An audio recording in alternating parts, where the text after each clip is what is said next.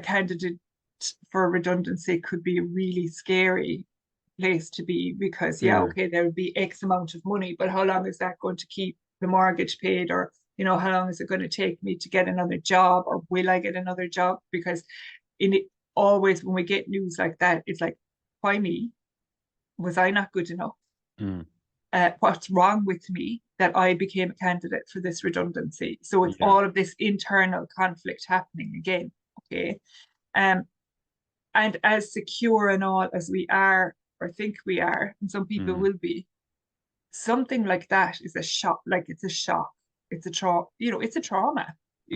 Just to call it as it is. Like, and Sharon Morrissey is a conflict management expert and mediator. Sharon works with individuals, with groups, with organizations who are experiencing change. I asked Sharon to come on and talk about the redundancy experience, and that many people are going through that right now. And Sharon shares lots of hints, tips, and ideas to help people cope with that experience. I found the conversation fascinating, and I hope that you will too.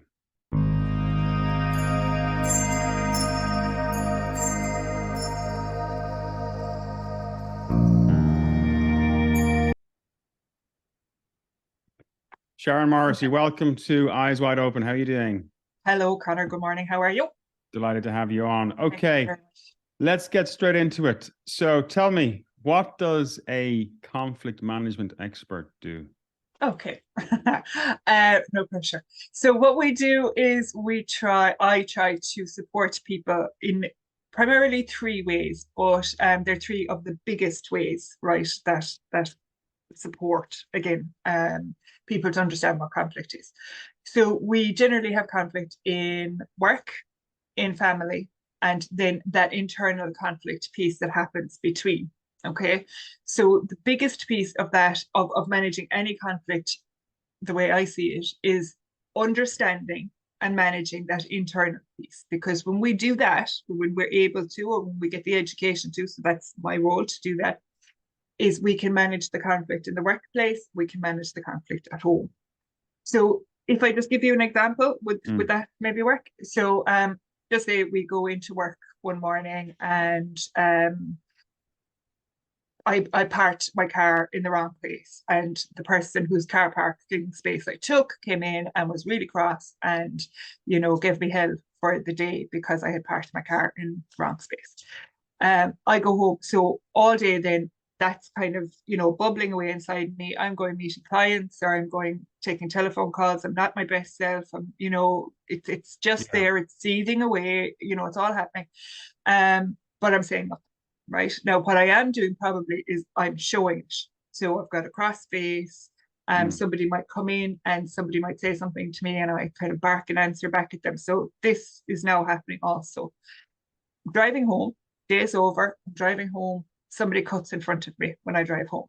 Right. So I'm obviously, saying a lot of bad words and, making hand gestures and all that sort of stuff to the person who's after cutting in front of me. And then I get home to my family. Or my partner or my dog or whatever, right? And I come in and, the dog jumps up with me and I'm like, get off.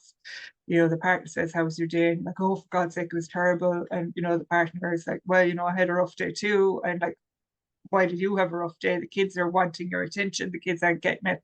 You're shouting at the kids to be quiet, that you need a few minutes peace. And then everything quietens, kids go to bed, you're sitting in the sitting room or wherever, right? And you have a partner who's not talking to you. You have kids that you've upset because you've shouted at them. And then you're feeling like, oh my goodness, I am a bad parent. I'm a bad partner. I am a bad, and this is all the fault of the boss at work, right? Or whoever parking space you took. So you're able to take it all back to that. But in actual fact, if we looked at that, and again, we've spoken about this before, being in the moment. The boss was annoyed or whoever was annoyed that you took the parking space. Okay. That's just a thing. Let it go. It's no big deal. So when we are able to recognize the trigger, whatever the trigger is, recognize that trigger, deal with that trigger, the rest of the time, it doesn't, it doesn't impact the rest of our time. So by giving you that example, what I have done is I've explained that we have given our power, our internal power, away to the person who ruined your morning, or the person who cut in front of you in the morning. Nobody deserves that power. Nobody. We have our own power over ourselves, over the decisions we make, but we need to become aware of that. So that's what a conflict resolution expert management kind of does. It makes us aware of how we have the control to stop it, to escalate it, or to de-escalate it. And it also makes us really aware that we have a choice. And it's in that choice is the big piece. And tell me, what is the biggest, when you're trying to resolve a conflict, say it's between a couple or in an organization, what is the biggest challenge that you face and have to overcome, right? So when you're mediating. Yeah, so the biggest thing I have found in all of the time that I've been doing this is it is very easy for us as people, and I include myself in this, okay? So just because I do it doesn't mean I work in it, doesn't mean I do it at home all the time. It's not that, we're human, okay? But the biggest piece in this is understanding that if there is a conflict, 99.9% of the time, you are part of that conflict. You are not an additional piece. It's not that you're completely blameless, but that you are part of that conflict. So it's a system, okay? That's very hard for people to understand and to see. So again, just to give an example, if it's a relationship breakdown, an intimate relationship breakdown, and just, one person has found somebody else or has realized that they don't want to be with somebody, and they've moved on with their life. I will always have somebody saying, but it's not my fault. Okay. And okay, absolutely, I'm absolutely wholeheartedly taking on board what the affair or the break in the relationship may not have been, right? But what happened before to cause the event, there were two people involved in that, or three or five or whatever, if it's an organizational piece. So we are part of the conflict system when there is a conflict in an organization, in our home, in ourselves. We're part of that. Once we realize that, once we become aware of that, and once we can own our own little bit in it, right? Say, okay, maybe if I had done this differently, maybe if I hadn't parked in Boss's parking space, maybe if I wasn't in such a rush yesterday evening and took the 2 seconds extra to go over to the next space, this wouldn't have happened this morning. That's my piece. So it sounds like one of the first things people will do is they'll start to apportion blame outwards. Absolutely. And it's always outwards. Yeah. But no, not always. 90% of the time it's outwards. Some people will take the blame for everything. And they will take the blame for everything because they don't want to be in the conflict. Yeah, it was my fault. I did it. I shouldn't have done it. I'm really sorry. It won't happen again, etc., etc., etc. Now can we forget about it? Now can we just go back to doing what we were doing and just pretend nothing ever happened? And while all that's fine, nothing gets resolved there. Yeah. Okay. So, and all of that kind of, it packs on top of one another. So every incident comes on top of one another. And then you have just this whole barrier or conflict that something really small will happen and that will explode. And it will be in the completely inopportune place, in our opportune time. And it will have nothing in general to do with all of the conflicts that have gone before. But again, that's how I support people to manage their conflicts, because they're their conflicts, that we look at the system. Let's look at all of the things that led to this happening. And now let's see if we can untangle it. So it's a bit like a spider's web, really, and you're taking it apart. So when somebody accepts blame early, you're thinking that looks like a kind of exit strategy. Yes. Okay. And I guess that comes, now that's not always the case, as I say, and there's no general rule for anything, but it's about having, I suppose, all the theories behind me and the experience behind me and the qualifications behind me, that I can look at something and remembering, right, that I'm just formulating a hypothesis on what's in front of me. That doesn't necessarily mean that that's correct. So I'm continually checking with the people, so when you say this, can I just clarify, what do you mean by that? And if they say something else to me, my hypothesis is changing again. So to the person in front of me, it looks like I'm just nodding and agreeing with what's happening. But there's a whole lot of stuff going on in my brain so that I could take the conversation down a route. And if that's the wrong route for the person, I need to be aware enough to bring it back, because it's not my conflict. And so my solution, the solution I feel would work, it's not mine to give. Absolutely not.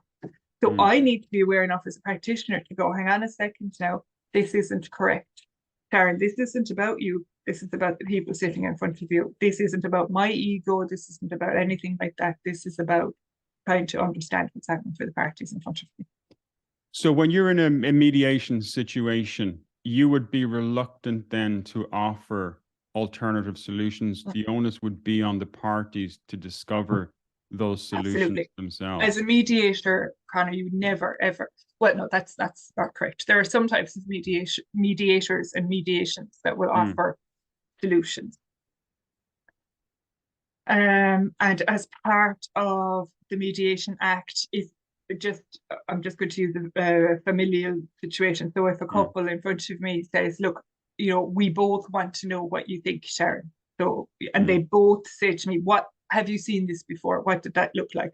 I can, in theory, say to them, well, look, this is what I have seen before. I try not to ever. Okay. Because it's not mine. And that's a boundary that I feel is really, really important. Because if I give a solution that has worked for another couple or worked for, a different organization, that may not fit the organization, and the people that know what the fit will be are the people who are in it. So my job, as I see it as a mediator, is to go, okay, well, let's look at what we have and, go through everything that they've given me so far and look at kind of the options that they may have made, because sometimes people will say, yeah, look, maybe this could have happened, or this could have happened, or it could have handled this differently, or whatever. And as a mediator, I call those gifts, or we call those gifts. We take those gifts and we hand them back, so a person goes, yeah, okay, I've contributed to this now. So that's making them feel more empowered. And when that happens, then it's about saying, okay, so this is all the information we have. What else do you think might work here?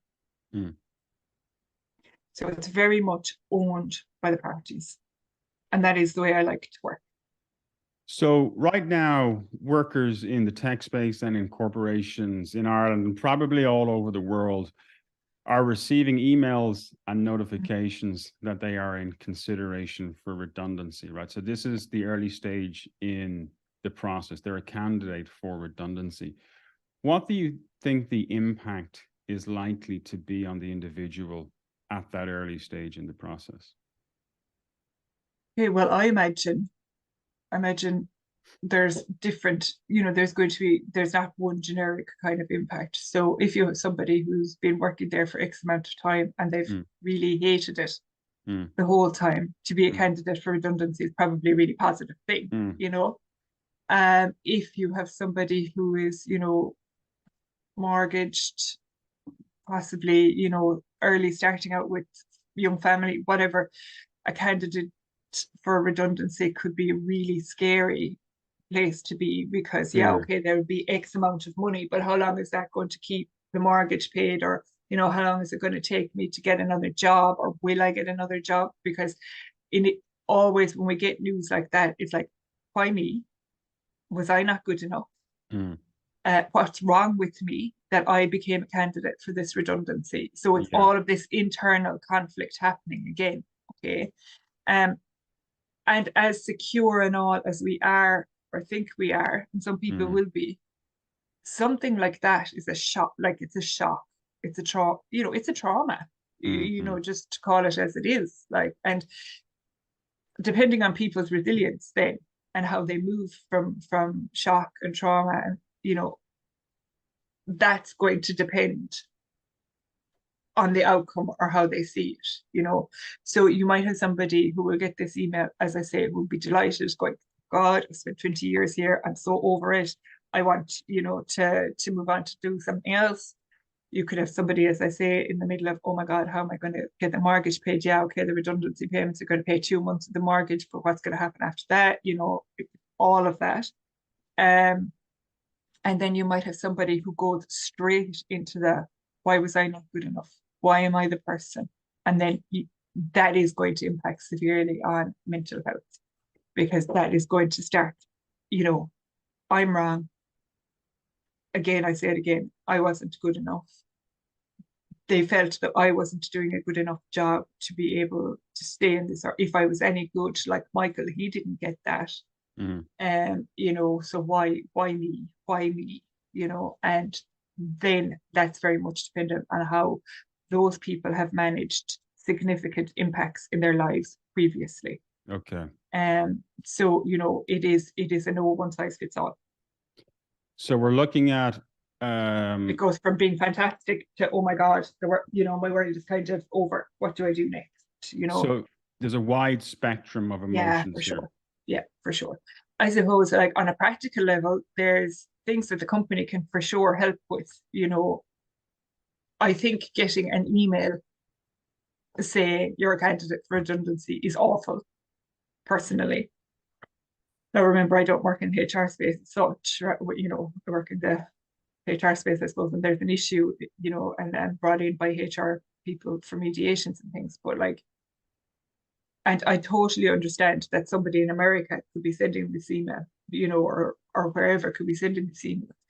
But I also feel that, you know, time differences aside, there is, you know, scheduling 15-minute Zoom call with people, you know, even scheduling a phone call, you know, that is significantly more personable and personal than you're a candidate for redundancy. I mean, I personally think that's really horrible.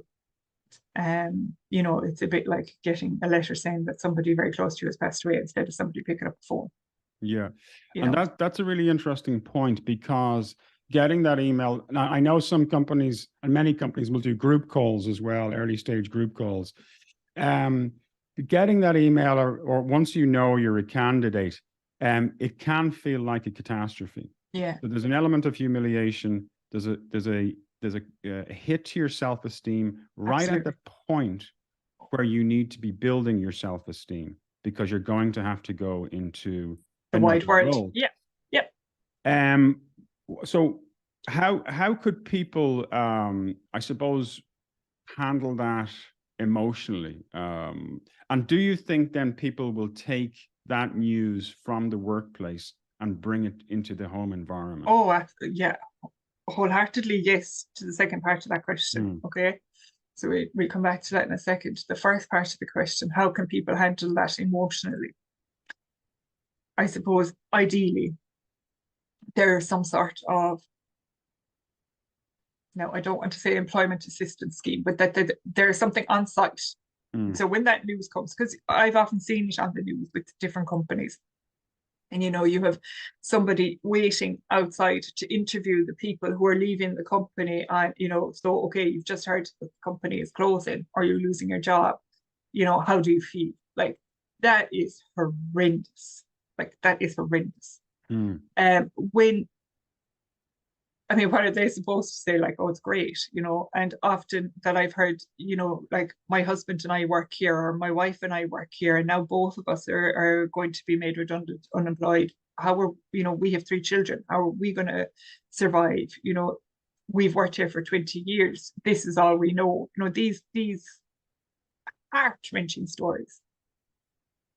When a company sends out those type of emails, or does the group call, or does anything like that, there should be people on site. There, I mean, I'm adamant that there should be people on site to support the individuals through that shock. And it is a shock. Whether people know it's coming or not, it's a shock. because you can think about it and you can, and I don't want to equate the two, but it's when somebody's really sick and that they're going to pass away, and that, and you're trying to prepare yourself for that. But when it happens, that preparation that you've done in your mind is never any good, really. It's actually a waste of time, spent with the person that you want to be with. It's kind of, the feelings are along the same line. You're trying to prepare yourself for something, hopefully, that you get a bit of time to be able to prepare yourself for something, but that the real hit doesn't happen until those words are said and it becomes real. Because up until that moment, it is a maybe. It mightn't happen. Uncertainty, yeah. And in our minds, while we don't love uncertainty, there's an element of hope with uncertainty. Yeah. So then that hope is cut. So then it's black, dark hole for the majority of people, except the people who've been there a long time and they're trying to get out of it, it's this dark hole, and people need to be held in that, and even group held, because even though everybody is going to react slightly differently, even in that group holding of people, there is, we've all had the same news. Yes, we all feel everybody's feelings are different, slightly different, but we have a connection. We have that connection. And you see that like in America when there's school shootings and they open schools so that people can come into the place that was once familiar, once a safe space, and that they're being held there together in what was the familiar, even though now something terrible has happened. So again, it's the same type of trying to process that terrible information in a way that if you want to cry, it's okay, but that's all going to be down to the culture in the organization before that. So, you'll have some organizations saying like, yeah, of course it's okay to be upset, of course it's okay to cry, but it was never okay to cry before, that's not going to work. So, it's about bespoke responses, I think, to organization, or for organizations, for the people that they work there. But in saying that as well, it has to be a little bit about, no, not a little bit, it wholeheartedly has to be about respect for humans on a human level. And if companies, I'm going to mention Twitter because, like, to be fair, that has not had a human element to it at all.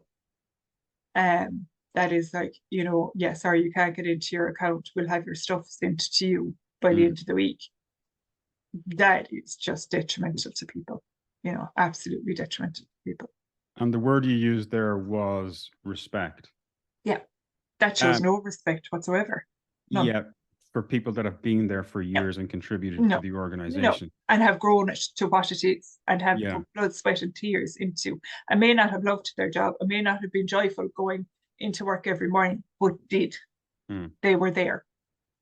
So I think the great lesson there for organizations going through this process is the word respect. Yeah. And to approach everything from that point. There's another point I wanted to raise with you as well in terms of attachment, right? I think it was one of the Stoics, maybe Seneca, that said attachment is the root of all suffering, right? People become attached, and their identity becomes associated with their role, right? Can you offer any insights on that in terms of breaking that attachment, or in terms of not aligning yourself so much with your position?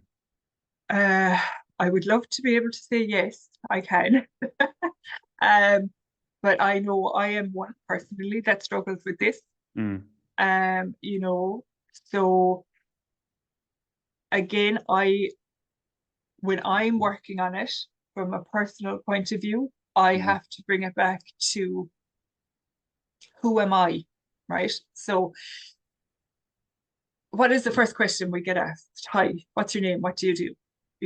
Even the first question, you're not even asked, like, also, what do you do? That's, in any kind of group meet that we're, hi, so what do you do?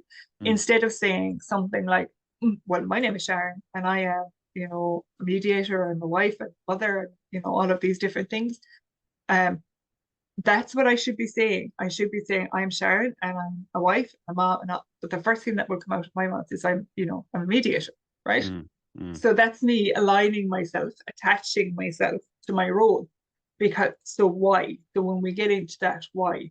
Because what does it do? It makes me feel, I suppose, and this is going to be kind of similar, kind of different for everybody, but it makes me feel like I hold a position in society. status. Yes, right. And we all do that. So because we all want to have that position in society, because Mm, society has made it that way. mm, So when that role is taken away from us, or when that's no longer there, then we really have to go back to basics. Who mm, is there? Who am I? mm, Like, that's a huge question. Like, who am I now that this is gone? mm, And unless there has to be huge internal work done with that. And, when I say internal work, that can look like anything, right? mm, That can look like going to counseling for some people. It mm, can be, medical support for some people. It can be psychiatric support for some people. It can be, but it also can be things like finding a class that you really enjoy that you've never had time to do mm, before. mm, mm, It can be journaling. I know I would be an avid journaler, so if there's something that's really bothering me that I can't unpick in my brain logically, I will just write. mm, That doesn't cost anything. It costs, a book. It's about having someone to talk to. It's about having, maybe family support, or as I said earlier, that connectivity with your group in work. Like, mm, because considering we spend most of our time with our work colleagues and lesser of our time with our families, they really become that supportive network. And chances are they're all trying to discover who they are together.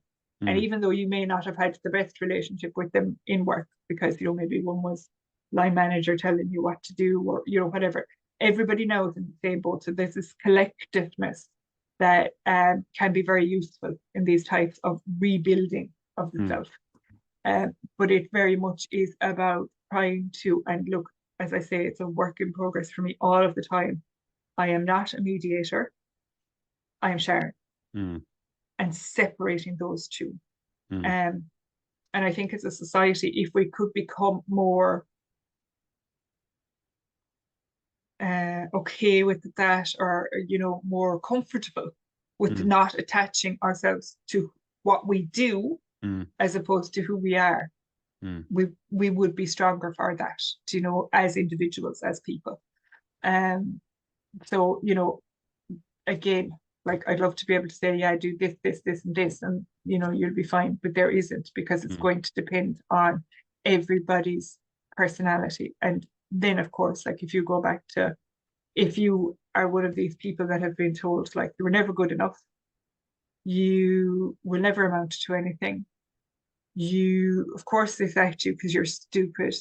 And this has been what you've been told all the time. This is your backstory. This is where you've come from. This is a huge piece of work to do then. Of course they were right. Sure, of course I couldn't have kept the job. Of course I'm stupid. No wonder they got rid of me. This is your narrative, your mm, internal narrative. Whereas if you come from a kind of a system where it does, actually you're fantastic the way you are, doesn't matter what you do, you're loved, you're part of our family. This is, you are the most important thing. As long as you're happy and healthy, who cares about anything else? We'll find a way. Then what happens is very much like, it's okay, mm. I'm gonna get through this. It's gonna be fine, And so there's also a control piece, Sharon, right? So if you attach your identity to what you do, mhm, it can be taken away from you in a moment. in a split second, And so yeah, your identity can be shattered by something that's entirely outside your outside of your control, control. yeah, Um, yeah, so uh, a redundancy situation looks like a conflict situation, right? yeah, it can Where be, yeah, yeah, where one side has no power or feels powerless, uh-huh, and one side appears to have all the power. What would your advice be or your thoughts be on the person that feels powerless in that scenario, to regain a sense of power? Is there something they can do, or is it all internal work, do you think? I suppose, even going back to what I said earlier, is it a conflict? Okay, so when I said to you earlier that when we're in conflict, we all have a part to play in the conflict, however Mm, small, right? mm, So is that fair then to say that the person who has been made redundant has had a part to play in that conflict? Because I don't think that that would be a fair thing to say, mm, because they're going to be getting the email the same way as, you know, they're not expecting the email possibly, or they are, whichever. But, do they have a role to play in that? The answer to that is no. So I don't know if that's technically a conflict. That is an imbalance of power, mm, right? mm, So within that, so while it does cause conflictual feelings, mm, is it's not something that can be resolved in that you can't go back to the table with the management and say, well, actually, I think you did the wrong thing by telling me I'm going to be made redundant because, I'm fabulous at what I mm, do. mm, Okay. So there isn't that kind of mediation position mm, in mm, that.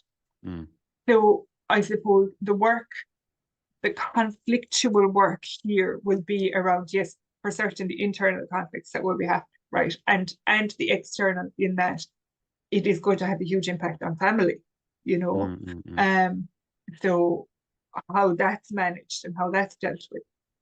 But as part of the maybe resilience piece, or working through that internal conflict piece, there is nothing wrong with sitting and writing a letter to your employer and saying in this letter, now it may never be opened mm, and it may never be responded to, because I've actually been working with a certain amount of people in companies that have felt that they've been gaslighted hugely, like at the moment, by those companies, and sending emails requesting different things, and they're just not being answered, like mm, mm, making phone calls, they're not being answered. So, but there is nothing wrong with sending those emails mm, and demanding those answers. You may not get them, and you have to let go of the outcome of that. What mm, has to be healing in that is the fact that you have let them know how you feel. mm, So because unless and I mean, you will have, for example, I suppose in some companies you will have like maybe middle management will sit down with the people who have been made redundant and say, yeah, we hear what you're saying. Yes, we understand it's a terrible loss. All of those things. mm, But there's nothing they can do about it because the mm, decision has been made above their head. And they're actually in a really difficult position because they're being squeezed from the top and they're also being squeezed from the bottom. So like I would mm, hate to be in a middle management position. Whereas it's about just letting those feelings go, and, well, they and have to go making somewhere. they do. Yeah. Mm, So like I would be an avid, put them on an email. And it mm, doesn't need to be censored because you can't be sacked. Do you know what I mean? mm, So, mm, like, it's, you don't have to do that. You can just tell them exactly what the last 20 years of your life has been like in there. And, mm, whatever it is you feel the need to say, let them go. mm, Do not hold them. It's going mm, to do you no favors whatsoever. If it's a case of writing it in the letter and throwing the letter in the fire after you've lit, or mm, whatever, if you don't want it to go anywhere, mm. but don't hold them. Don't keep them inside because it will make you sick. And it might make your nearest and dearest sick as well. Absolutely. So that's part of the empowering process, right? Yeah. Straight away. That's a practical piece of Yeah. advice that people can take. Write it down and get it Get out it of out. you. Put it Get it on out. all the And like emotions. just to say as well that like you might write it today on Monday Mm, and on Thursday you go, and I forgot to say this. You sit down and you write it out again. mm, And next week you might feel something different. You do it again. It write doesn't it have down. to be a one thing. You just whatever comes up for you, you let it go. Um No, I would say that with families too, but obviously I would be, more tentative about, letting people read that or, Yeah. because you don't want to hurt people more than they're hurt already. And again, you don't want to go blaming outwards when maybe, in a family situation, it is different, But in this work situation, if you're being let go and you had no idea that this was going to happen, what's the worst that can happen? Like, okay, so the redundancy process involves a negotiation. There is a piece of negotiation that goes into it. In terms of negotiation, what kind of advice could we offer or in terms of handling that negotiation, that conflict situation? I know that there are people that can come out of an extended negotiation that have been a candidate for redundancy, and there is a tiny perceptible chance that they will still have their job on the other side, because in Ireland, statutorily, there are legislative rules where there has to be a negotiation process. So in your experience, in terms of negotiation, what advice would you say recommend, or could you think of for the injured party or for the candidate? Okay, so I think it's, again, you get the news, there's the initial shock and trauma, and how your body is actually physically and mentally and emotionally going to support you or not in that moment, right? And then it's very much about sitting down with, like you said, your nearest and dearest, or sitting with yourself. And like, I'm a real old-fashioned person when it comes to pros and cons lists, but using the pen and paper, because when you're doing it on the, and this is just my experience, well, that's right? Great. But when I'm doing it on the computer, I'm not feeling it. Yeah. It's just a list. Right. So like if you, I'm not going to show you my desk because it's a mess, but like there are lists everywhere, you know.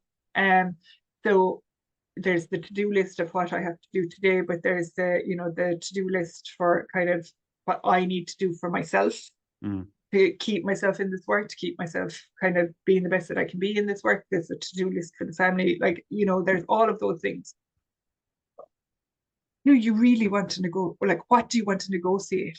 That's a massive question. Like, if you hated that job, but you've been there for 20 years, and now you're after getting this, do you want to negotiate the best exit package you can get, or do you want to negotiate your job back? Do you know? What is it? What is it you want to negotiate? And the hardest piece of that, I think, is trying to do that without fear. Okay.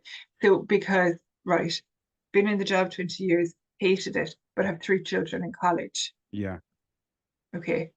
Huge financial burden there. Do I negotiate going back into a job for the next, whatever, 10, 15 years, depending on your age, right? Whatever it will go, to get my kids through college and be sick and hate another 10, 15 years of my life? Or do I negotiate a package that will buy me enough time to maybe get one of them through and give me the time to rethink what it is I want to do when I grow up? Yeah, I think that's a really important part of, for anybody going into that negotiation process, what you just said there. Identify the outcome that you want. And work backwards. And plan towards it. But also, you can negotiate as well from the point of view of the best possible outcome on the table, and identify that and write it down.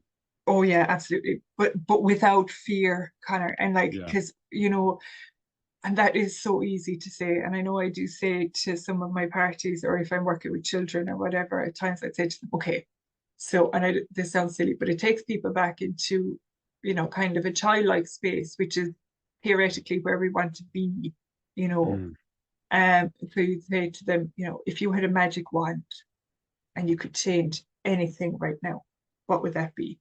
And I don't want to hear things like everything. I want to know specifics. I want to know exactly what that would be. Would it be that you loved the job when you were 40 and you felt, at that point, at that level, you were doing really well, you were happy in the job, you were, the bills were being covered, you had extra free time at home with your smallies. But now, because you've moved up the line, maybe there's less time at home, your children have grown up without you, you're under significant pressure, your health is failing, your marriage is things that you want, and really taking that time and sitting with somebody, you know, like myself or like the significant other. Sometimes you see, I suppose when you say the significant other, they're bought into the outcome as well, and then you feel that it added pressure of, if I say no, I'm not going back to work, and the children are going to be, you know, yes, they're adult children and all that sort of stuff, but that they're going to be, you know, without college funding or pocket money, or, you know, whatever it is, right? How is that going to impact? And you'll have the significant other then saying, sorry, the dog's in the background. Sorry if you can hear that. That's all right. The significant other is kind of maybe very subliminally, you know, saying, oh, do what you want, you know, do what makes you happy. But I wonder how little Johnny is going to finish college. That's of no benefit, you know. That's a little bit like saying, yeah, of course, but no, you better not. You know, that's no good to you. So it is better to sit with somebody who either doesn't know the situation per se, or is in that collective that I've spoken about already, you know, people who are going through the same things. Because they're going to be in that same place with, okay, we have an opportunity here, actually. Do you know, we have an opportunity. There's going to be X amount of money, whatever that is. So I can do something like, I can retrain. I've always wanted to do art. I was really good at it in school. Springboard to do all these courses, or such and such college do all these courses.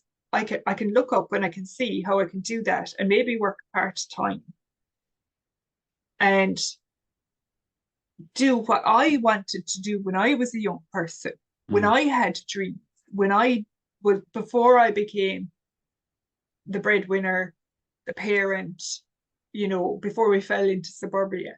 Or I can get really bogged down. And I mean, I went there when I was 39. Like, that's, you know, I went, okay, what do I want to be when I grow up? Thankfully, I found it in mediation, you know, and the conflict pieces, you know, it's been a whole game changer for me. But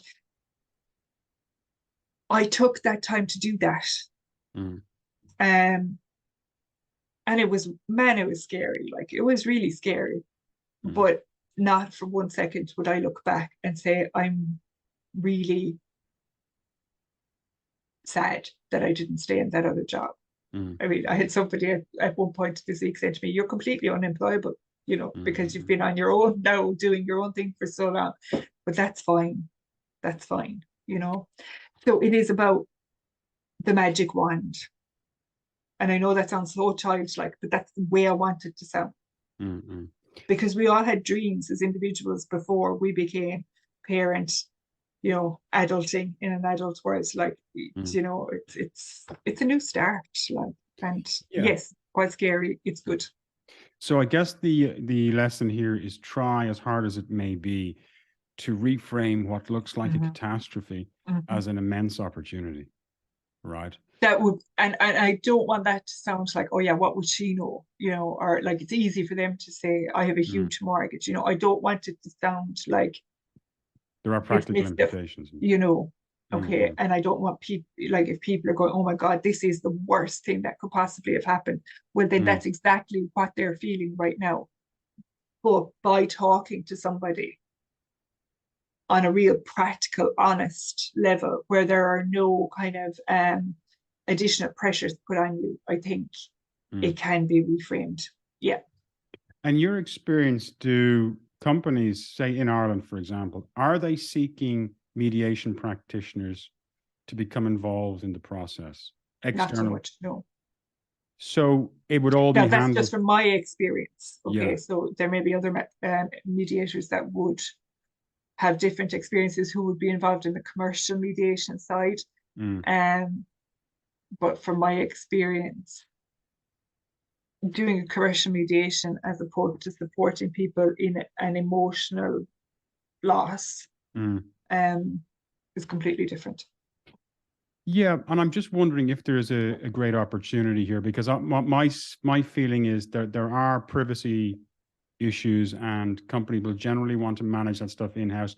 Perhaps But there is a great opportunity to bring in mediators, yeah, bring in therapists to work with people, you yeah. know? And like, just to say, as a mediator, I'm completely governed by confidentiality. Like, Mm, there's no, it's a bit like being in the confessional long ago. Like, there's nothing that I can say unless there's a crime being committed, or, there are some exceptions out of the child protection and criminal activity, but um it is a confidential process. So it's not that if I was just taken on by Elon Musk, just say for the crack, right, that mm, I could go out and say he is this, this, this, and this. I couldn't do that, mm, you know. So absolutely, I think it's a wasted and missed opportunity. But then, of course, I would say that because I'm biased. But mm. I do think that there is a piece that we're allowing, in some ways, vulnerable adults. And I know we spoke about this briefly before, but we're allowing vulnerable adults out into a world that is completely uncertain at the moment, because none of us know what's going to happen Mm, in relation to work and mortgage, interest rates, and all of those things. Um, and they're too vulnerable to seek help because they don't know where to go. mm, And I think if mediation was offered as a solution, mm, or offered as a potential solution, my only thing is, with mediation, the perception that comes into people's minds is that it's fighting or it's talking mm, about something that won't change. But actually, by the whole process of mediation, it changes you, me as a person, mm, because we become clearer on the steps we need to take to come to an outcome. So even though the outcome, you still are redundant, mm, the outcome of the process will give you options. mm. And I don't know if that sounds fluffy. Maybe I Well, can explain that a little bit better. Maybe, I don't know. well, Um, no, I do understand, because the virtue of the fact that you're going through a mediation process is almost therapeutic in itself yes, and yeah, empowering, it's right? empowering. It's for sure, it's Um, empowering. Yeah, it's self-determining. yeah, self-determining, and then you regain some sense of Yeah. power.